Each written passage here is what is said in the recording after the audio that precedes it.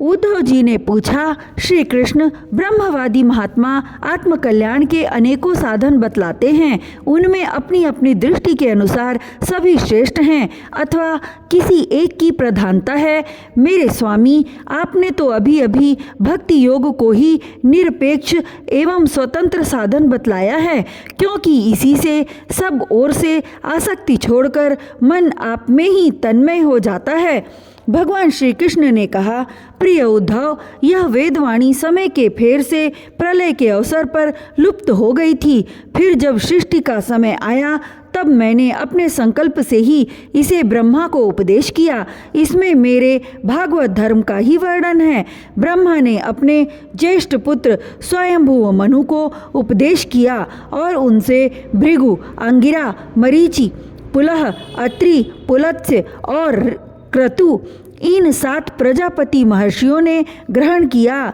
तदनंतर इन ब्रह्मर्षियों की संतान देवता, दानव, गुह्याक, मनुष्य, सिद्ध, गंधर्व, विद्याधर, चारण, किन्देव, किन्नर, नाग, राक्षस और किमपुरुष आदि ने इसे अपने पूर्वज इन्हीं ब्रह्मर्षियों से प्राप्त किया।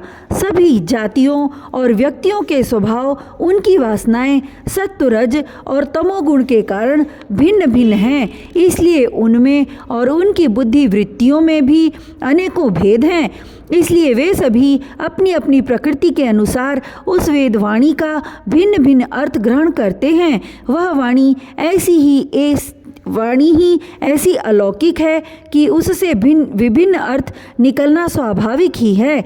इसी प्रकार स्वभाव भेद तथा परंपरागत उपदेश के भेद से मनुष्यों की बुद्धि में भिन्नता आ जाती है और कुछ लोग तो बिना किसी विचार के वेद विरुद्ध पाखंड मतावलंबी हो जाते हैं। प्रिय उद्धव, सभी की बुद्धि मेरी माया से मोहित हो रही है। इसी से वे अपने अपने कर्म संस्कार और अपनी अपनी रुचि के अनुसार आत्मकल्याण के साधन भी एक नहीं अनेकों बतलाते हैं। पूर्व मीमांसक धर्म को, साहित्याचार्य यश को, काम शास्त्री काम को, योगवेत्ता सत्य और शम दमादि को, दंड नीतिकार ऐश्वर्य को, त्यागी त्याग को, लोकायतिक भोग को ही मनुष्य जीवन का स्वार्थ परम लाभ बतलाते हैं। कर्मयोगी लोग यज्ञ, तप, दान, व्रत तथा यम नियम आदि को पुरुषार्थ बतलाते हैं, परंतु ये सभी कर्म हैं। इनके फलस्वरूप जो लोक मिलते हैं वे उत्पत्ति और नाश वाले हैं। कर्मों का फल समाप्त हो जाने पर उनसे दुख ही मिलता है और सच पूछो तो उनकी अंतिम गति घोर अज्ञान ही है।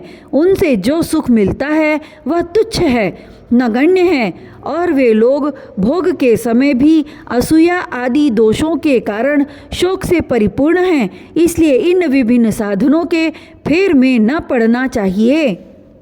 प्रिय उद्धव, जो सब ओर से निरपेक्ष बेपरवाह हो गया है, किसी भी कर्म या फल आदि की आवश्यकता नहीं रखता और अपने अंतःकरण को सब प्रकार से मुझे ही समर्पित कर चुका है, परमानंद स्वरूप मैं उसकी आत्मा के रूप में स्फुरित होने लगता हूँ। इससे वह जिस सुख का अनुभव करता है वह विषय लोलुप प्राणियों को किसी प्रकार मिल नहीं सकता। जो सब प्रकार के संग्रह परिग्रह से रहित अकिंचन हैं, जो अपनी इंद्रियों पर विजय प्राप्त करके शांत और समदर्शी हो गया है, जो मेरी प्राप्ति से ही, मेरे सानिध्य का अनुभव करके ही सदा सर्वदा पूर्ण संतोष का अनुभव करता है, उसके लिए आकाश का एक एक कोना आनंद से भरा हुआ है। जिसने अपने को मुझे सौंप दिया है वह मुझे छोड़कर न तो ब्रह्मा का पद चाहता है और न देवराज इंद्र का। उसके मन में न तो सार्वभौम सम्राट बनने की इच्छा होती है और न वह स्वर्ग से भी श्रेष्ठ रसातल का ही स्वामी होना चाहता है। वह योग की बड़ी बड़ी सिद्धियों और मोक्ष तक की अभिलाषा नहीं करता। उद्धव, मुझे तुम्हारे जैसे प्रेमी भक्त जितने प्रियतम हैं उतने प्रिय मेरे पुत्र ब्रह्मा, आत्मा शंकर, सगे भाई बलराम जी, स्वयं अर्धांगिनी लक्ष्मी जी और मेरा अपना आत्मा भी नहीं है। जिसे किसी की अपेक्षा नहीं, जो जगत के चिंतन से सर्वथा उपरत होकर मेरे ही मनन चिंतन में तल्लीन रहता है और राग द्वेष न रखकर सबके प्रति समान दृष्टि रखता है, उस महात्मा के पीछे पीछे मैं निरंतर यह सोचकर घूमा करता हूँ कि उसके चरणों की धूल उड़कर मेरे ऊपर पड़ जाए और मैं पवित्र हो जाऊँ, जो सब प्रकार के संग्रह परिग्रह से रहित है, यहाँ तक कि शरीर आदि में भी अहंता ममता नहीं रखते, जिनका चित्त मेरे ही प्रेम के रंग में रंग गया है, जो संसार की वासनाओं से शांत उपरत हो चुके हैं और जो अपनी महत्ता उदारता के कारण स्वभाव से ही समस्त प्राणियों के प्रति दया और प्रेम का भाव रखते हैं, किसी प्रकार की कामना जिनकी बुद्धि का स्पर्श नहीं कर पाती, उन्हें मेरे जिस परमानंद स्वरूप का अनुभव होता है उसे और कोई नहीं जान सकता, क्योंकि वह परमानंद तो केवल निरपेक्षता से ही प्राप्त होता है। उद्धव जी, मेरा जो भक्त अभी जितेंद्रिय नहीं हो सका है और संसार के विषय बार बार उसे बाधा पहुंचाते रहते हैं, अपनी ओर खींच लिया करते हैं, वह भी क्षण क्षण में बढ़ने वाली मेरी प्रगल्भ भक्ति के प्रभाव से प्रायः विषयों से पराजित नहीं होता। उद्धव, जैसे धधकती हुई आग लकड़ियों के बड़े ढेर को भी जलाकर खाक कर देती है, वैसे ही मेरी भक्ति भी समस्त पाप राशि को पूर्णतया जला डालती है। उद्धव, योग साधन, ज्ञान विज्ञान, धर्मानुष्ठान, जप पाठ और तप त्याग मुझे प्राप्त कराने में उतने समर्थ नहीं हैं जितनी दिनों दिन बढ़ने वाली अनन्य प्रेममयी मेरी भक्ति। मैं संतों का प्रियतम आत्मा हूँ, मैं अनन्य श्रद्धा और अनन्य भक्ति से ही पकड़ में आता हूँ। मुझे प्राप्त करने का यह एक ही उपाय है। मेरी अनन्य भक्ति उन लोगों को भी पवित्र जाति दोष से मुक्त कर देती है जो जन्म से ही चांडाल हैं। इसके विपरीत जो मेरी भक्ति से वंचित है, उनके चित्त को सत्य और दया से युक्त धर्म और तपस्या से युक्त विद्या भी भली भांति पवित्र करने में असमर्थ है।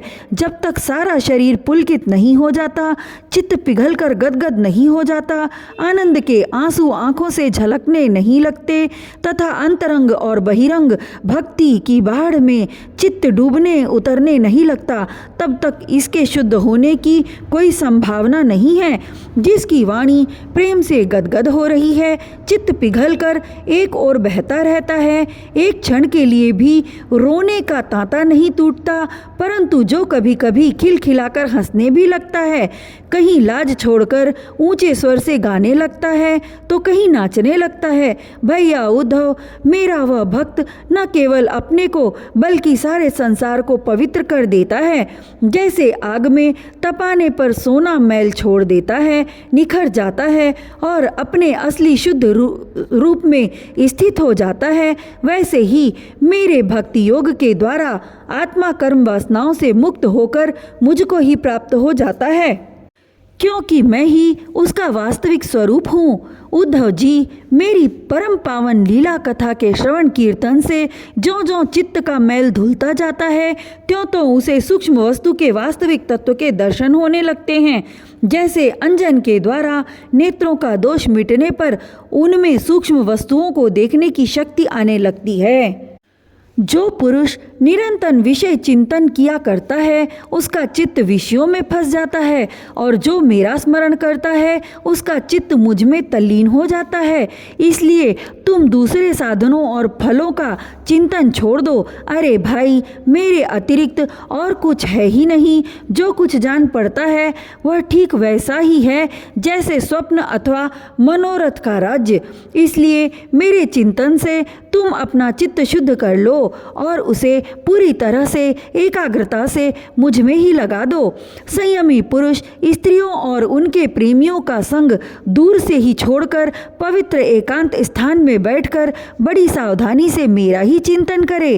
प्यारे उद्धव, स्त्रियों के संग से और स्त्री संगियों के लंपटों के संग से पुरुष को जैसे क्लेश और बंधन में पड़ना पड़ता है, वैसा क्लेश और फंसावट और किसी के भी संग से नहीं होती। उद्धव जी ने पूछा, कमल नयन श्याम सुंदर, आप कृपा करके यह बतलाइए कि मुमुक्षु पुरुष आपका किस रूप से, किस प्रकार और किस भाव से ध्यान करे।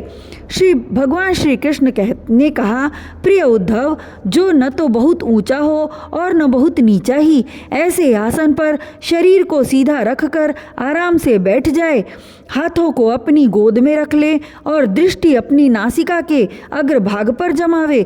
इसके बाद पूरक, कुंभक और रेचक तथा रेचक, कुंभक और पूरक, इन प्राणायामों के द्वारा नाड़ियों का शोधन करे। प्राणायाम का अभ्यास धीरे धीरे बढ़ाना चाहिए और उसके साथ साथ इंद्रियों को जीतने का भी अभ्यास करना चाहिए। हृदय में कमल नालगत पतले सूत के समान ओमकार का चिंतन करे। प्राण के द्वारा उसे ऊपर ले जाए और उसमें घंटा नाद के समान स्वर स्थिर करें, उस स्वर का तांता टूटने न पावे। इस प्रकार प्रतिदिन 3 समय 10-10 बार ओमकार सहित प्राणायाम का अभ्यास करें। ऐसा करने से 1 महीने के अंदर ही प्राणवायु वश में हो जाता है। इसके बाद ऐसा चिंतन करे कि हृदय एक कमल है, वह शरीर के भीतर इस प्रकार स्थित है मानो उसकी डंडी तो ऊपर की ओर है और मुंह नीचे की ओर। अब ध्यान करना चाहिए कि उसका मुख ऊपर की ओर होकर खिल गया है, उसके 8 दल पंखुड़ियां हैं और उनके बीचों बीच पीली पीली अत्यंत सुकुमार कर्णिका गद्दी है। कर्णिका पर क्रमशः सूर्य, चंद्रमा और अग्नि का न्यास करना चाहिए।